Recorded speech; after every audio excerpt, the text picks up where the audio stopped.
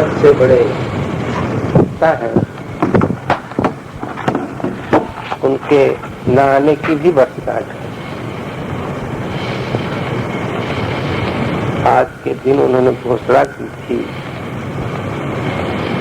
कि मैं मूर्ति पूजक नहीं हूँ महाराज, मैं तो नास्तिक हूँ।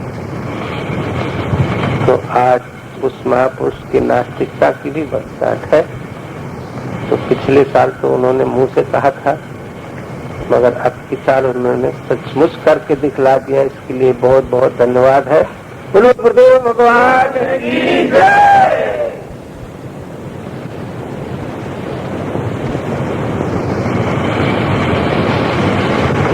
देखिए,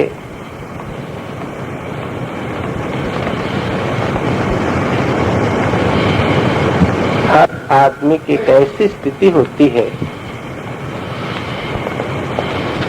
उस जगह पर जब वो पहुंच जाता है, चाहे वो पहली क्लास का विद्यार्थी हो अथवा उसने कई विषय से डॉक्टरेट की हो, तो वहां पहुंचकर वो कुछ गुनगुनाता है। क्या गुनगुनाता है? हर आदमी की अपनी अपनी अलग गुनगुनाहट होती है। जब मैं पहली क्लास में पढ़ता था, तो जब हमारी परीक्षा हुई तो मैं यही गुनगुनाता था कि मैं फर्स्ट पास हो जाऊं, पहले नंबर हमारा ही आएगा। और सचमुच वैसा ही हुआ कि तो जो मनुष्य करता है उस किए हुए का उसे स्वतः ज्ञान होता है, अच्छा करता हो या बुरा करता हो। जो कि हम एक महापुरुष के माध्यम से आज इस स्थिति तक पहुंचे हुए हैं, हमसे भी एक और अच्छे स्थित प्रज्ञ महापुरुष हमारे महाराज जी के शिष्य हुए। महाराज जी कहा करते थे कि बेटा तो भजन करते जरूर, मगर थोड़ा हमसे दूर हो के देख, तब न पता लगी। हमारे पास रही है, तू है गांजा के साथी धो ले, गिट्टी साफ कर ले, गांजा कतर ले, गांजा के आगी बना ले, और बहनिया चौदह तक दाल कहे गिरा दे, तो चाउर कहे गिरा दे, करे सर्वात दे, करे सूतत है तारे, अरे चाउर चर्चर चर्चर देखो यहाँ तक जरा से सुनाई देते। तो यहाँ तो बेटा यही तुमको दिखाई देगा, मगर थोड़ा सा हट के देखो तुम क्या हो। तो वो हम लोगों को थोड़ा बाहर भी भेज देते थे। एक समय की बात है, उस समय हम 3 लोग थे, स्वामी जी थे, धारकुंडी वाले हम थे और अखंडानंद महाराज थे। तो हम तो नए नए थे। महाराज ने कहा बेटा आज तुम लोग अपने अपने इष्ट देव से पूछो कि किसको क्या करना है, कहाँ रहना है। तो हमने सोचा पता नहीं, इष्ट देव तो सामने बैठे, अब कौन इष्ट देव से पूछा जाए। उतनी बात नहीं समझ में आती थी। रात भर देखा हमने कि दोनों महात्माओं ने बहुत कोशिश की, और कोशिश क्या की, जो वो कोशिश कर रहे थे वो उस समय हमारे समझ में भी नहीं आता। सुबेरा हुआ, सब लोग आए, महाराज जी थोड़ी थोड़ी चिरौंजी गुड़ कहने दिए पानी पीने की। बोले अच्छा बताओ भाई किसने क्या देखा। तो धारकुंडी के स्वामी जी ने कहा कि महाराज जी हमने ये देखा कि आपका ये बिछा हुआ बागंबर हमारे कंधे में है और हम पूरब की दिशा को जा रहे हैं, और पूर्व की दिशा को नहीं, मैं धारकुंडी जा रहा हूँ। एक महात्मा स्वामी अखंडानंद जी ने देखा कि मैं उत्तर की दिशा में एक आश्रम है, वहां बहुत बड़ा भंडारा कर रहा हूँ। फिर हमसे कहे करे वंश द्वार तय का देखे। हम कहा महाराज जी हम देखे पथरा फोड़ रहे,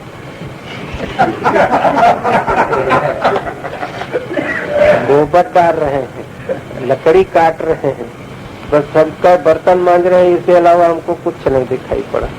तो बड़ी जोर हंसे।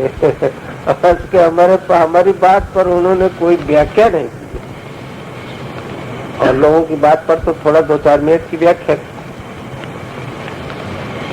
तो हम कहा देखो तो अभी बड़का सिद्ध हो गए जो है। कहते हैं पूरब जा रहे हैं, तो महाराज के पास एक का तो बागंबर है, तो इनको कैसे दे देंगे और कैसे कंधे में डालेंगे और कैसे पूरब की तरफ धार कुंडी चले जाएंगे।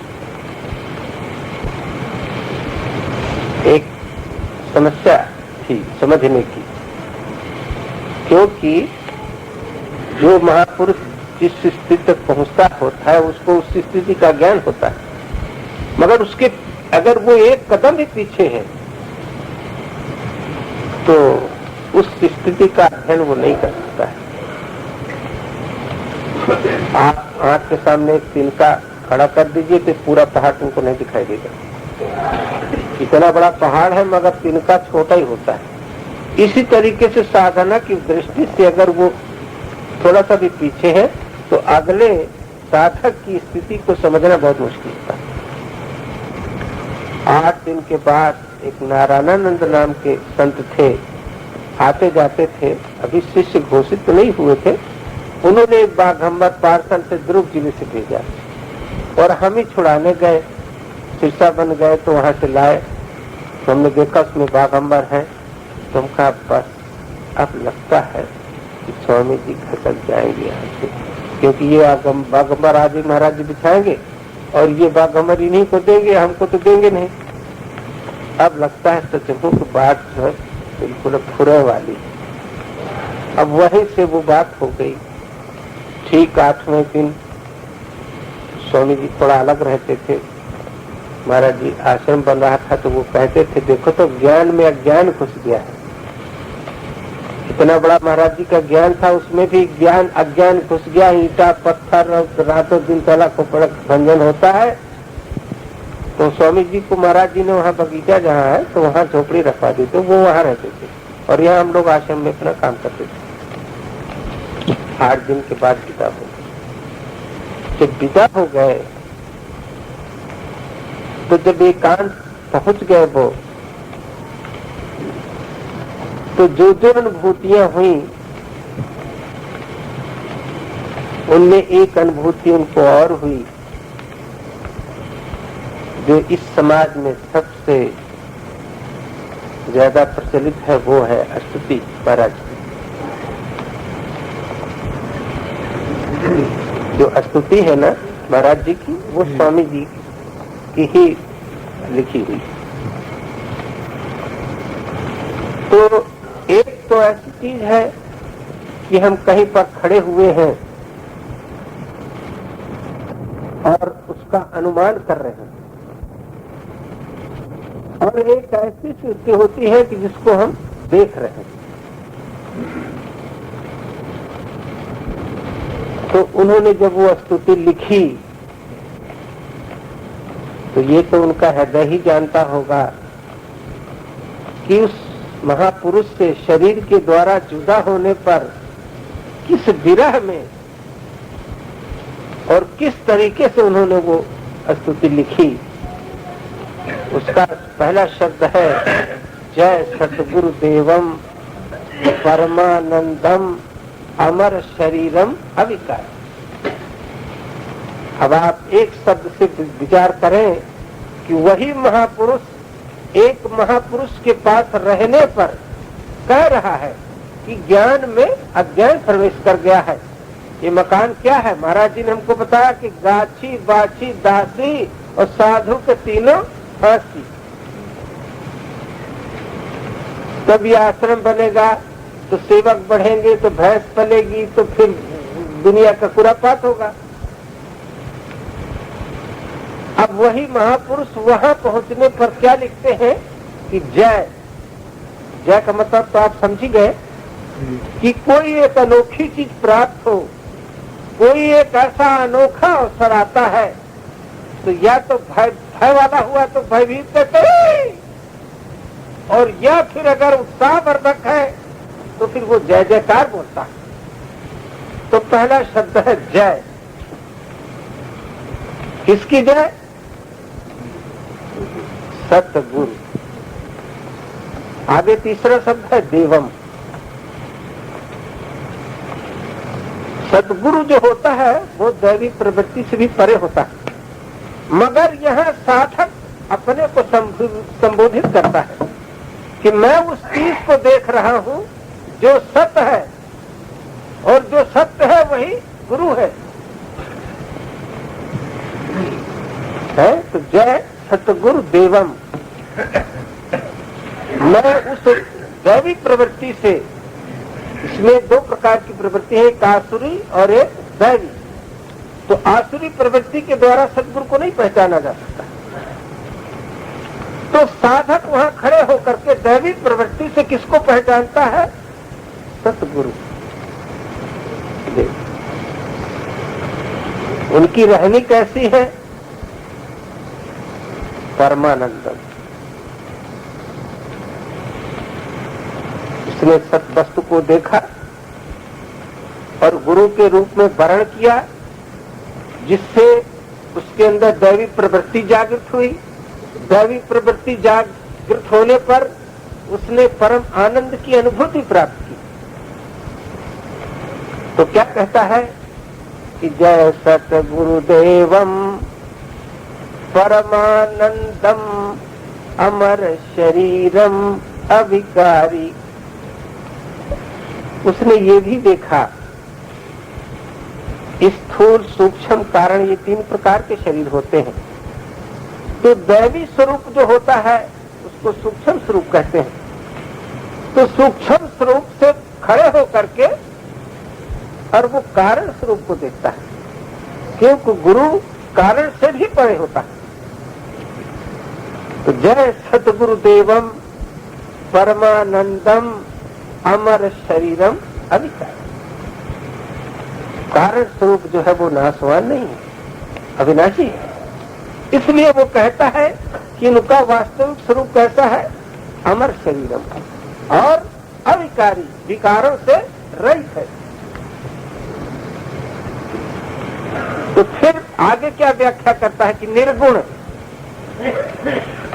मैं ये जो चीज कह रहा हूं वो एक गुणातीत स्थिति में खड़े होकर कह रहा हूं। वो न सात्विक है, न राजस है और न तामस है। निर्गुण।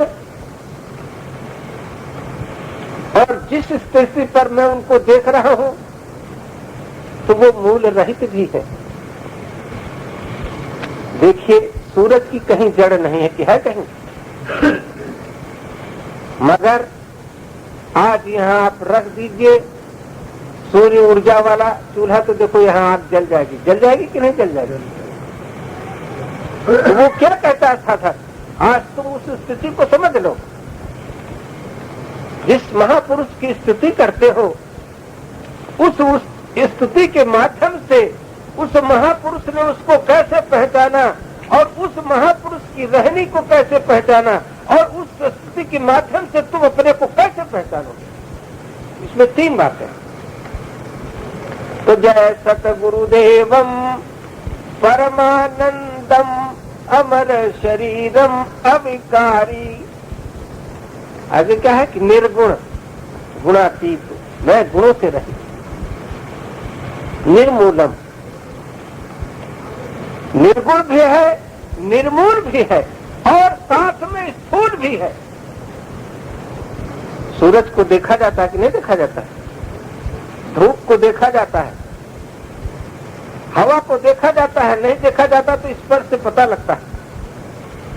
तो वो कहते हैं ऐसा गुणों से रहित, मूल से रहित मगर स्थूलधारी भी है। निर्गुण निर्मूलम धैर्य स्थूलम, और शूलों को काटने वाला।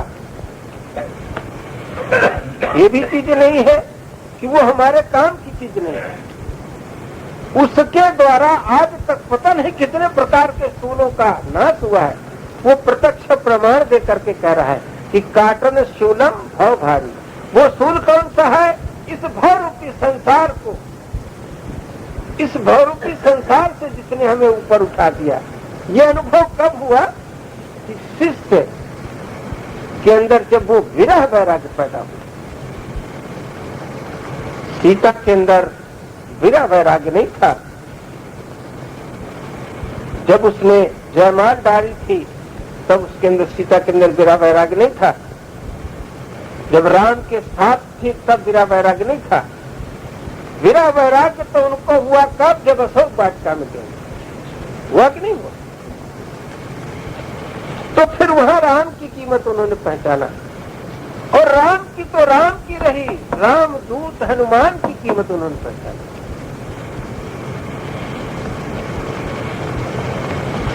तो देखिए वो महापुरुष, उस महापुरुष के विषय में क्या लिखता है कि निर्गुण निर्मूलम धैर्य स्थूलम तातन शूलम भव भारी है। फिर आगे क्या है? सुब्रत निज सोहम। अब वो अपनी एक साधना की स्थिति में खड़ा होता है कि जिस महापुरुष के विषय में मैं वर्णन करता हूं उनकी रहनी क्या है, स्थिति क्या है, वो किसका अध्ययन करते हैं, किसका ध्यान करते हैं। तो ध्याता ध्यान ध्येय नहीं कि ज्ञाता ज्ञान न गेय। अरे मम निज शुद्ध स्वरूप में कि उपाध्याय नहीं है। अरे करूं मैं किसकी तलाशी, राम ने सुन बारामासी। देख रहे हैं कि हिमालय गंगा से गायब हो चुके हैं, इसमें समुद्रों हो। अगर वो स्थित है तो वो अपने स्वरूप सूरम सागर सुलभ सूरत नहीं सोहम। सोहम शब्द अगर समझ में ना आया हो तो एक बार सुन लो। लड़की पैदा हुई है मगर 16 साल के बाद उस लड़की की भी लड़की हो जाएगी। हो जाएगी कि नहीं हो जाएगी? उसी को कहते हैं सूरत निधि सोहम। मैं जिसकी साधना करता था,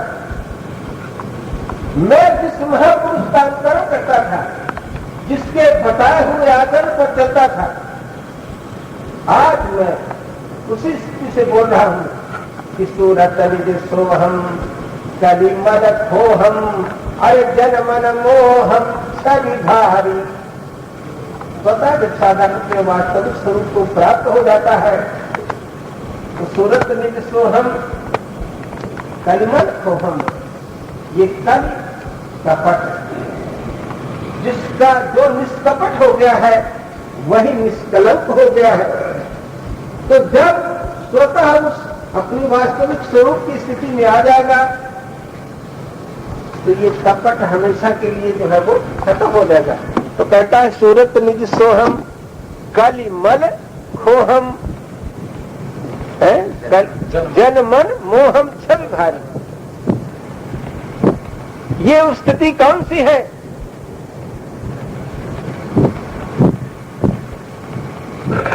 उसको तुलसीदास जी कहते हैं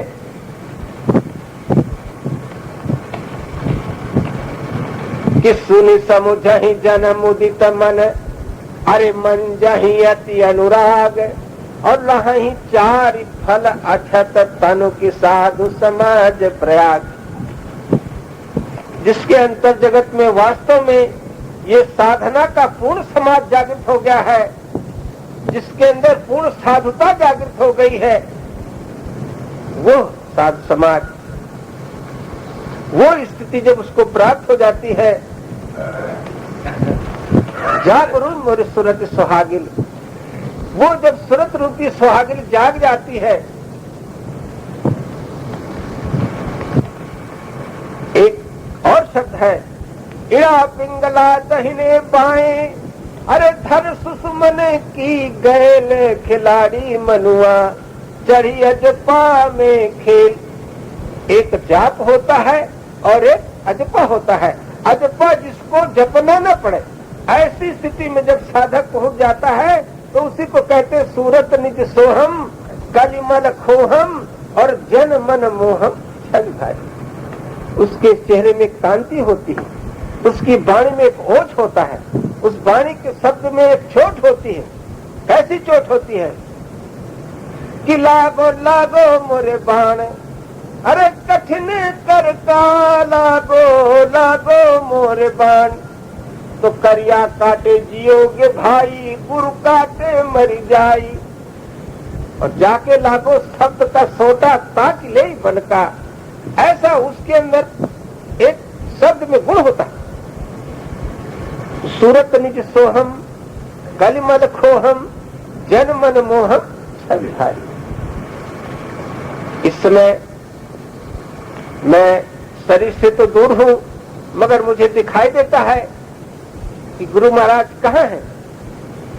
अमरापुर वासी, अरे सब सुख राशि, सदा एक रस निर्विकारी। मेरी ऐसी स्थिति है, मेरा मानसिक स्तर इस लेवल तक पहुंच गया है, मेरे अंदर उस आनंद की अनुभूति जागृत हो गई है कि जो मर नहीं रही। पहले जब मैं साधना करता था तो जो आनंद हमें अंदर से प्राप्त होता था वो कुछ देर के लिए खत्म हो जाता था, जरा सी खटपट में वो मर जाता था। मगर मैं आज ऐसी स्थिति पर खड़ा हूं, स्वतः मैं ऐसी स्थिति पर खड़ा हूं। वो साधक एक महापुरुष के माध्यम से अपने स्वरूप का वर्णन करता है कि अमरापुर वासी, मेरा वास ऐसी जगह पर हो गया है जहां से न तो ये मन डाउन होता है और न ये जीवात्मा ही डाउन होती, सब सुख राशि। वो एक ऐसी स्थिति है कि जहां पर किसी प्रकार के सुखों की कमी नहीं। अमरापुर वासी, सब सुख राशि और सदा एक रस मेरी कारी। मैं इस समय अपनी स्थिति में मस्त हूं, एक रस हूं, मेरे अंदर कोई विकार नहीं, क्योंकि अगला कदम उसका बहुत ही बड़ा कदम है। आगे वो क्या कहता है कि अनुभव गंभीरा, अरे मति के धीरा, अलग फकीरा अवतारी। अनुभव उसको कहते हैं जो भाव से परे। रामायण में अनुभव के विषय में आया है कि जिस समय महाराजा दशरथ कौशल्या, कैकेयी, सुमित्रा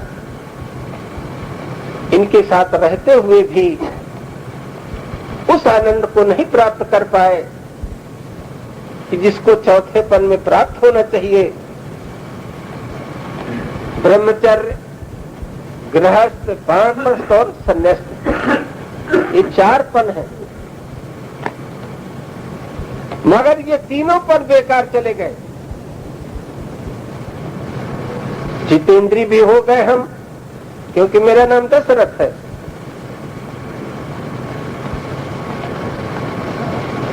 मैंने मन के द्वारा इन 10 इंद्रियों को रथ बना लिया है।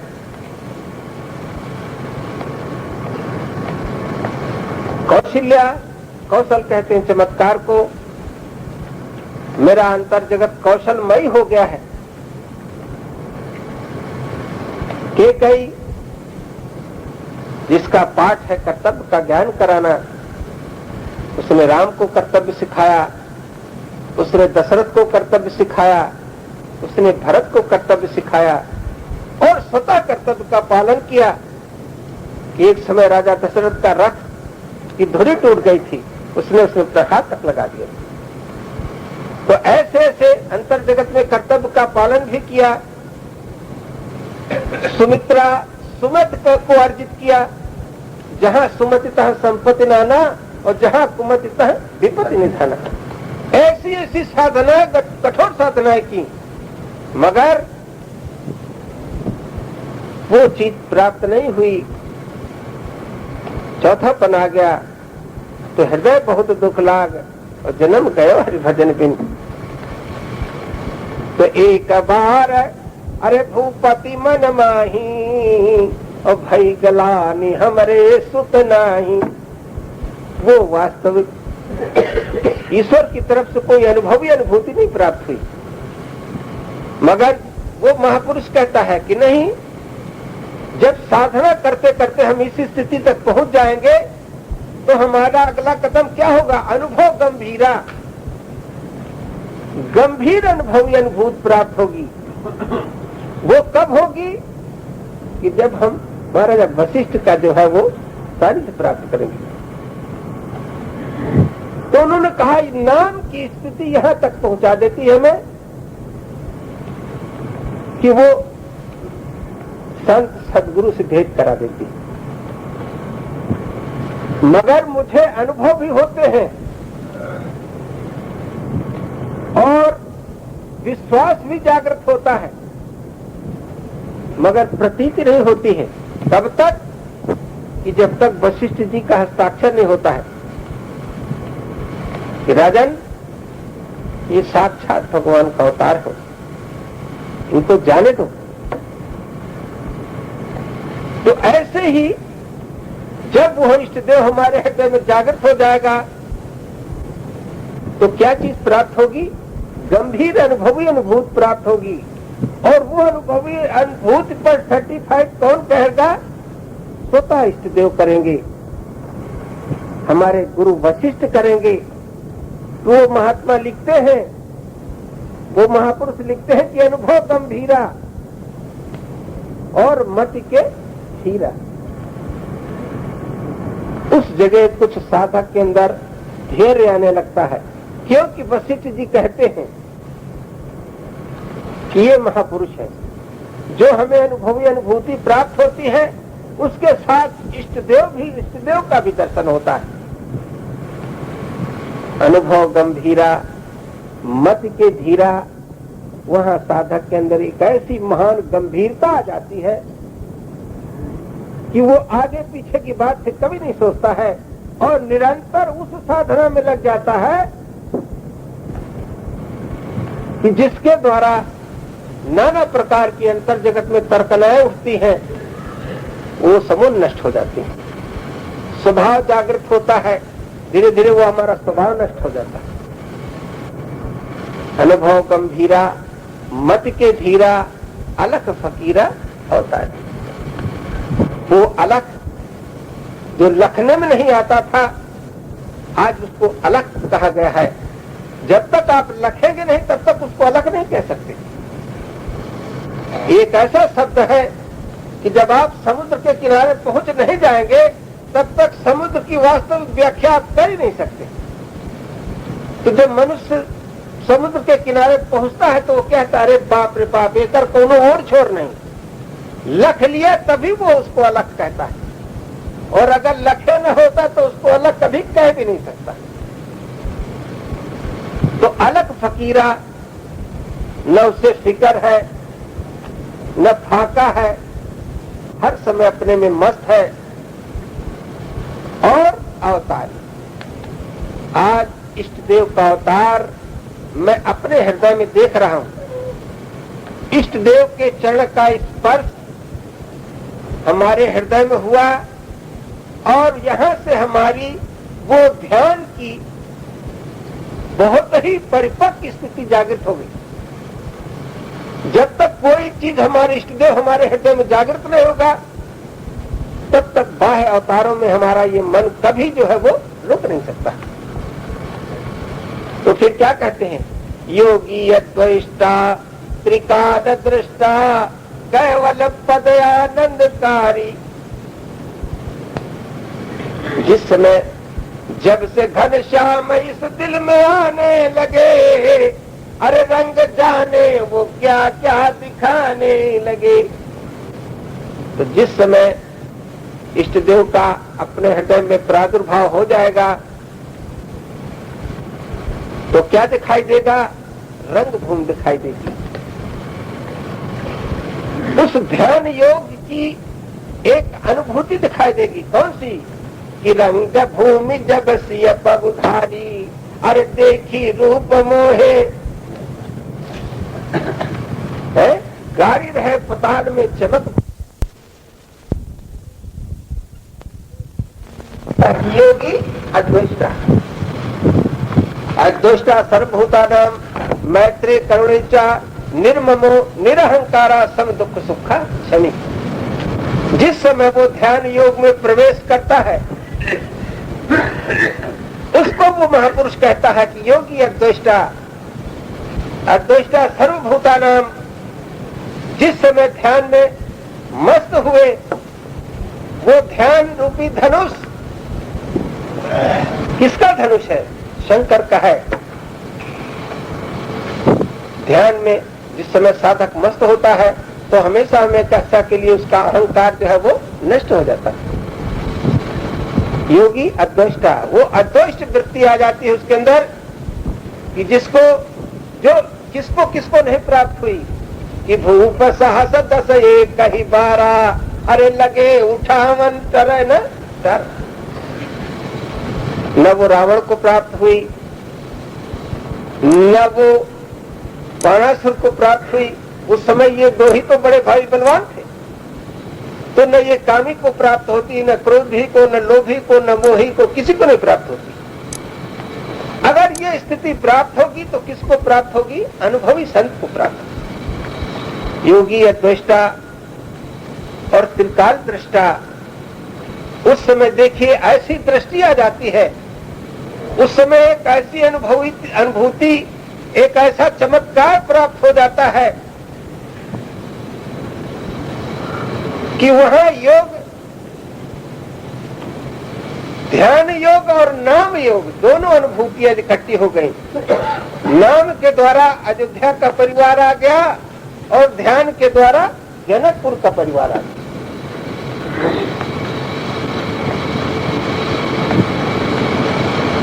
तो अयोध्या के परिवार ने शक्ति प्राप्त की, अनुभव के द्वारा ध्यान से पैदा हुई, ध्यान योग से पैदा हुई वो शक्ति प्राप्त हुई जिसके द्वारा जयमाल प्राप्त हुई, माने ध्यान पर जय प्राप्त हो गई।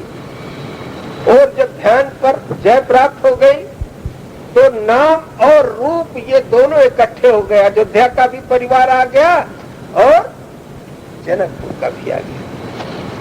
तो योगी अद्वेष्टा, अद्वेष्टा सर्वभूता नाम, मैत्रेय करुण योचा, दोनों में मैत्री हो गई। निर्ममो निरहंकारा, वो अहंकार रूपी धनुष हमेशा के लिए नष्ट हो गया। सब दुख सुखा छल, सारे सुख और दुखों को जिसमें नष्ट करने की क्षमता हो।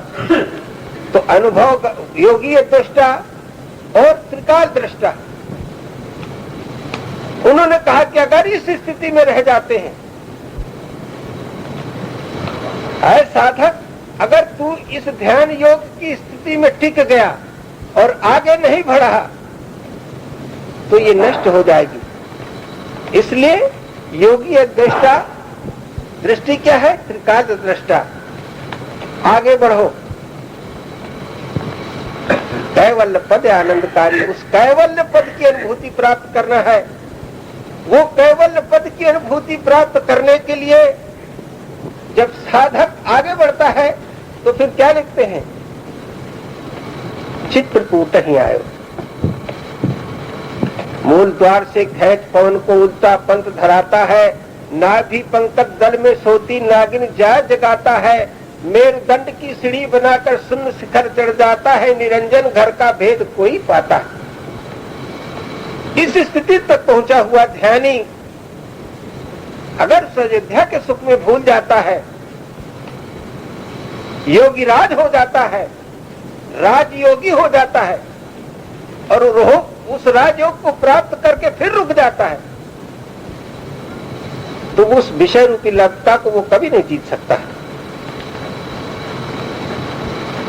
तो उस महापुरुष ने अनुभव किया कि गुरु महाराज ने उस योग को प्राप्त किया और योग को प्राप्त करके उन्होंने तीनों काल की बात को समझा और अगला कदम बढ़ाया। तो क्या कहते हैं? चित्रकूट ही आयो, ये चित्त हमारा उस स्थिति पर जाके कूटेगा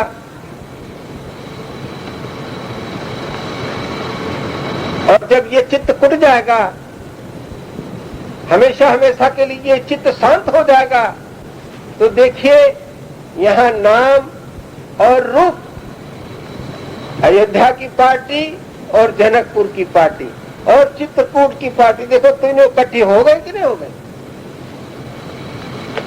वहां दो इकट्ठी हुई थी और यहाँ तीनों इकट्ठी हो गई। तो चित्रकूट ही आयो, अरे अद्वैत लखायो और सुइया आसन मारी। चित्रकूट ही आए, जब चित्त योग से चित्त वृत्ति निरोधा, चित्त की वृत्ति जब निरोध हो जाती है तो अद्वैत लखायो। राम ने क्या किया? उठा के बाण मारा तो दो आंख थी ना उसके, किसके? जयंता के, एक छोड़ दिया। वहां से हमारी ये जो दो दृष्टियां हैं, जिस समय हमारा चित्त कुट जाएगा, हमारा चित्त एकाग्र हो जाएगा, चित्त समन हो जाएगा, तो उस समय हमारी एक दृष्टि हो जाएगी, और वो जिसको तीसरा नेत्र कहते हैं। चित्रकूट ही आयो, क्या लखाया? अद्वैत लखायो। स्थिति क्या हो गई हमारी? अनसुईया, सुईया से रहित, किसी प्रकार की ईर्ष्या, किसी प्रकार का दोष। सुईया का मतलब होता है अच्छे में भी बुराई को देखना। तो अनसुईया और आसन मारी, ये मेरी दृढ़ स्थिति हो गई। अब मैं इस जगह से हिल नहीं सकता। इसके बाद मुझे डिग्री कौन सी प्राप्त हुई? हमारे इष्ट देव किस डिग्री को प्राप्त कर लिए इस जगह पहुंचने पर? तो क्या कहते हैं? श्री परमहंस स्वामी। आप समझ गए होंगे कि परमहंस डिग्री किस स्थिति पर पहुंचने पर मिलती है। श्री शक्ति का प्रतीक है। कौन सी शक्ति प्राप्त की उन्होंने? परम। परम मतलब माया से परे। श्री परमहंस और हंस, यहाँ पर उन्होंने दूध का दूध और पानी का पानी अलग कर दिया। अलग ही नहीं कर दिया, उसके विशेषज्ञ हो गए। स्वामी, स्वामी कहते हैं नियंत्रण करने वाले को। और एक विशेषता क्या हुई? जब वो परमहंस स्वामी हुए तो साथ ही साथ अंतर्यामी। श्री परमहंस स्वामी अंतर्यामी है, बड़नामी संसार। इस संसार में रहते हुए भी और उस बड़े नाम को प्राप्त किया। कैसे? कि निश्चरही ने करो मही, अरे भुज उठाय प्रण कीन, और सकल मुनि के आश्रमन की जाय जाय सुख दीन। जहां अपन सुया जी से चलेंगे आगे तो वहां पर शरभंग ऋषि का आश्रम है, सुतीक्षण मुनि का आश्रम है। उस महापुरुष की रहनी वहां तक पहुंचती है। अंतर्यामी सुतीक्षण मुनि के मन की बात जान गए और उसके अंदर विष्णु का रूप दिखाया। उन्होंने कहा नहीं नहीं, मैं इस स्वरूप विष्णु स्वरूप से भी मैं उस परमहंस स्वरूप को मानता हूँ, उस वास्तविक राम स्वरूप को मानता हूँ। इसलिए मुनि की आंख खुल गई। तो श्री परमहंस स्वामी अंतर्यामी, अरे है बड़नामी संसार। हंसन हितकारी, ये किसके मतलब की चीज है? हंसों, जो वास्तव में इस माया ब्रह्म के पतड़े से अलग होना चाहता है।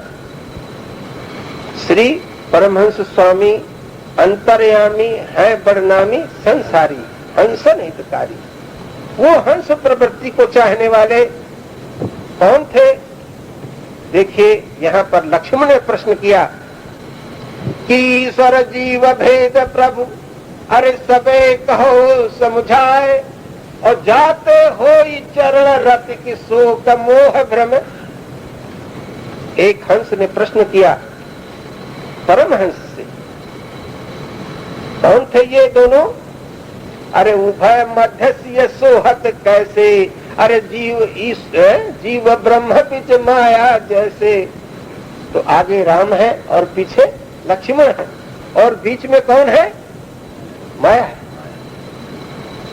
तो अब आप विचार करें कि हंसन हितकारी, हंसों का हित कैसे होगा? तो यहाँ एक तो हंस है लक्ष्मण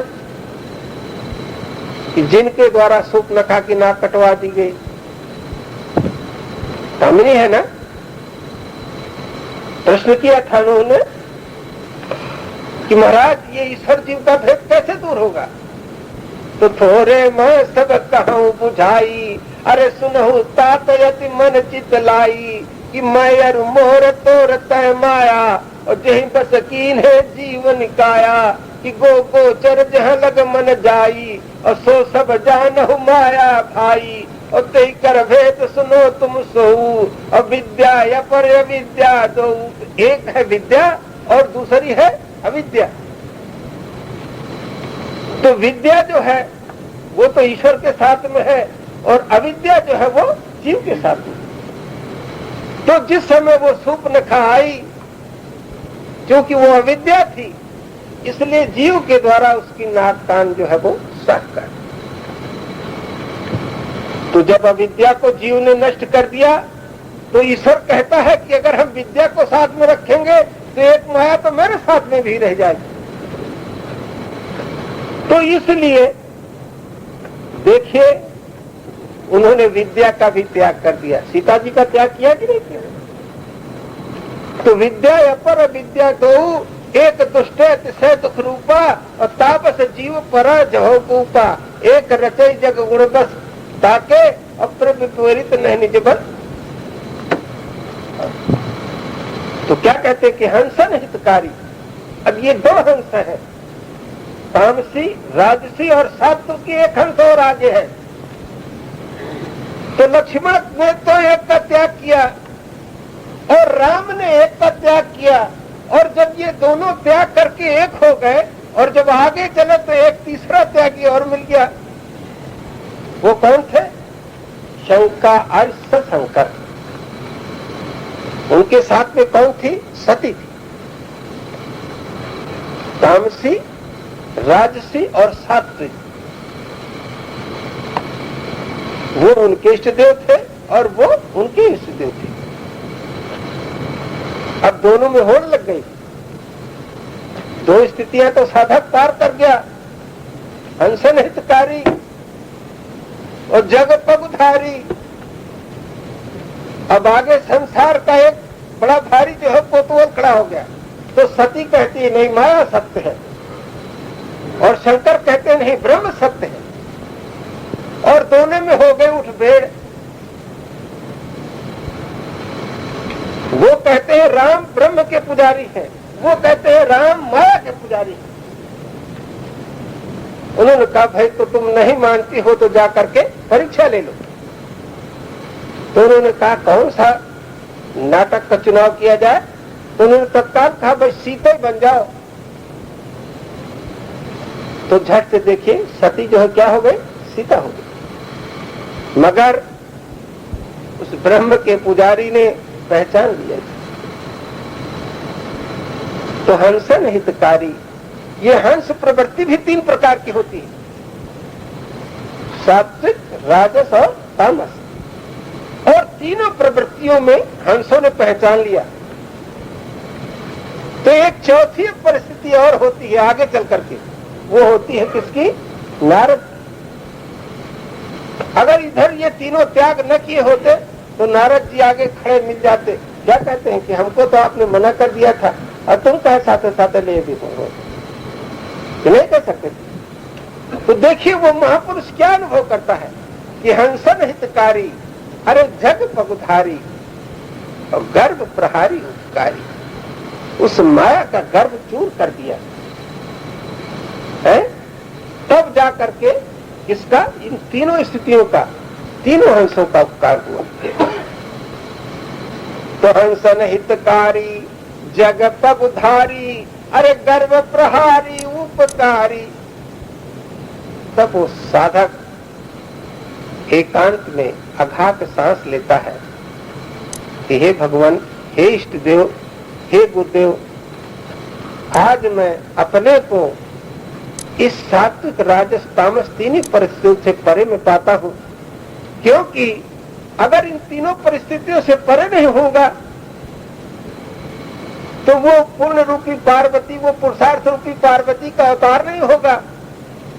और जब तक पार्वती का अवतार नहीं होगा तब तक खड़ानंद का जन्म नहीं होगा। और जब तक खड़ानंद का जन्म नहीं होगा तब तक काम, क्रोध, मोह, लोभ, मद, मत्सर, ये जो खट विकार हैं ये नष्ट नहीं होंगे। तो क्या कहते हैं कि हंसन हितकारी, अरे जगत उधारी, गर्भ प्रहारी उपकारी। आज वो साधक अपने उस इष्ट देव की अनुभूति प्राप्त करके और उनकी भूल भूल कर प्रशंसा करता है कि आपने मेरे साथ जो उपकार किया है उसको मैं कभी भूल नहीं सकता। तो फिर क्या कहता है कि सतपंथ चलायो, भरम मिटायो, अरे रूप लखायो कर तारी। अब जितनी हमारी अपोजिट प्रवृत्तियां थी अब वो सतपंथ की तरफ चलने लगी। माने एक फौज तैयार हो गई और लेकर के किष्किंधा से किसको अंधा नहीं किया। देखिए यहां पर सुग्रीव भी अंधा हो गया, बाली तो अंधा था ही, था कि नहीं था, मगर यहां सुग्रीव भी अंधा हो गया। उस त्याग रूपी तारा को प्राप्त करने पर भी, उस अनुराग रूपी अंगद को प्राप्त करने पर भी, इष्ट देव की कृपा प्राप्त करने पर भी, सारी प्रवृत्तियों के होते हुए सुग्रीव अंधा हो गया। तो ये त्याग, ये अनुराग, ये भी कभी कभी अहंकार का कारण हो जाता है। इसलिए उसका नाम क्या है, किष्किंधा। और फिर चले राम त्यागा बन सो। तो उस साधक ने, उस महापुरुष की अनुभूति प्राप्त करके, उस उपकार को प्राप्त करके क्या कहता कि सतपंथ चलाओ। अब हम सतपंथ में चल रहे हैं। कहां पर, जहां पर समूल राक्षसों का मुझे नाश करना है और सब राक्षसों को मार मार करके और अपनी वास्तविक स्वरूप में प्राप्त कराना है। देखिए जितने राक्षस मरते थे सबका तेज जो है वो राम में समा जाता था। इसी तरीके से वो महापुरुष अनुभव करता है कि मैंने काम को मारा तो वो जो काम में हमारी आत्मिक प्रवृत्ति लगी हुई थी वो फिर हमारे स्वरूप में आ गई। जिस समय हमने क्रोध रूपी कुंभकर्ण को मारा तो क्रोध रूपी कुंभकर्ण के अंदर जो लाइट थी वो फिर राम में समा गई। मारे जो हमारा विचार उधर था वो सब इधर आ गया। जो हमारा विचार मोह रूपी रावण में खर्च होता था, जिस समय हमने उसको मारा वो भी लाइट मेरे अंदर आ गई। तो सारा प्रकाश जिस समय सिमट करके एक जगह आ गया, उस समय वो महापुरुष अपने इष्ट देव के प्रति कृतज्ञता प्रकट करता है। क्या कि सतपंथ चलायो, अरे भरम मिटायो, रूप लखायो करतारी। वो कौन सा रूप करतारी था कि यहाँ हरि निश्चर बैठे ही, अरे खोजत विप्र फिरे हम। हमारी विदेह अवस्था नष्ट हो गई थी, वो विदेह अवस्था मुझे फिर से प्राप्त हो गई। मुझे वो स्थिति नहीं प्राप्त थी। मगर अब वहां देखिए दशरथ फिर आ जाते हैं, आ गए कि नहीं आ गए। और उस स्वरूप पर देखिए पिता पुत्र की स्तुति करता है। तो रूप लखायो करता है, उस करतारी स्वरूप को, हे इष्ट देव आज मैं तुमसे अलग हूं, मगर आपने जो कहा था कि बेटा थोड़ा दूर रह करके देखो तब तुम्हें पता लगेगा कि तुम कौन हो। तो लास्ट में क्या कहता है, इस अनुभूति को प्राप्त हो जाने पर, इस स्थिति पर पहुंच जाने पर फिर उसके अंदर कैसा झुकाव आता है। जैसे आम का फल लद जाने पर उसकी डालें झुक जाती, जमीन पकड़ लेती हैं, तो वहीं पर वो साष्टांग होकर के गुरु महाराज के सामने गिर जाता है। क्या कहता है यह शिष्य है तेरो, अरे करत निहोरो मोह पर हेरो प्रणधारी। इतना अनुभवी अनुभूति प्राप्त करके, इतनी ऊंची स्थिति तक पहुंच करके वो शिष्य पुनः लौट करके उसी जगह आकर के हाथ जोड़ करके प्रार्थना करता है कि ये शिष्य है तेरो। ऐ गुरुवर, तुम्हारी रहनी को मैंने समझा, तुम्हारी करनी को मैंने समझा, तुम्हारी गहनी को समझा, तुम्हारे अंदर प्रवेश करके हमने आपको समझा। और जब वो समझ लेता है तो ऐसा सकुच जाता है कि वो पुनः अपनी जगह पर आकर के और फिर यही कहता है कि यह शिष्य है तेरो, अरे करत निहोरो, अरे मोह पर हेरो प्रणधारी। है प्रणधारी, जो तुमने इन जीवात्माओं के तारने का जो तुमने प्रण किया है, गजब का दावा है पापियों का, अरे अजीब जिद पर अड़े हुए हैं। तो तुम पापहर हो और मैं पाप कर हूं। फिर उसी स्थिति में आकर के कहता है, एक पहली क्लास का विद्यार्थी, प्राइमरी के मास्टर साहब पढ़ाते हैं उसको, मगर वो पढ़ लिख कर डॉक्टरेट कर लेता है, मगर अगर कभी भी प्रधानमंत्री भी हो जाए, मगर अगर पहली क्लास का वो मास्टर मिल जाएगा तो उसको हाथ उठाना पड़ेगा कि नहीं उठाना पड़ेगा। तो क्या कहते हैं कि देखते देखते क्या से क्या हो गया और कतरा दरिया में गिरकर फना हो गया, फना हो गया। मगर फिर भी वो कहता है कि यह शिष्य है तेरो, करत निहोरो मोह पर हेरो। जय सद्गुरुदेवम परमानंदम अमर शरीरम अविकारी, निर्गुण निर्मूलम धैर्य स्थूलम काटन शूलम। तो ये महाराज जी की स्तुति है, ये महाराज जी की स्तुति नहीं है, ये महाराज जी का वास्तविक स्वरूप है। ये महाराज जी का वास्तविक स्वरूप नहीं है, ये आपका वास्तविक स्वरूप है। आपका वास्तविक स्वरूप नहीं है, आप इससे भी परे हैं, मगर यहीं तक बोलने की गुंजाइश है, यहीं तक की अनुभवी अनुभूति द्वारा तुम कुछ कह सकते हो। इसके आगे वाणी काम नहीं कर सकती है। इसलिए जहाँ तक वाणी काम कर सकती थी वहां तक उस महापुरुष ने उस महापुरुष के प्रति इन शब्दों का प्रयोग किया। गुरु गुरुदेव भगवान की जय।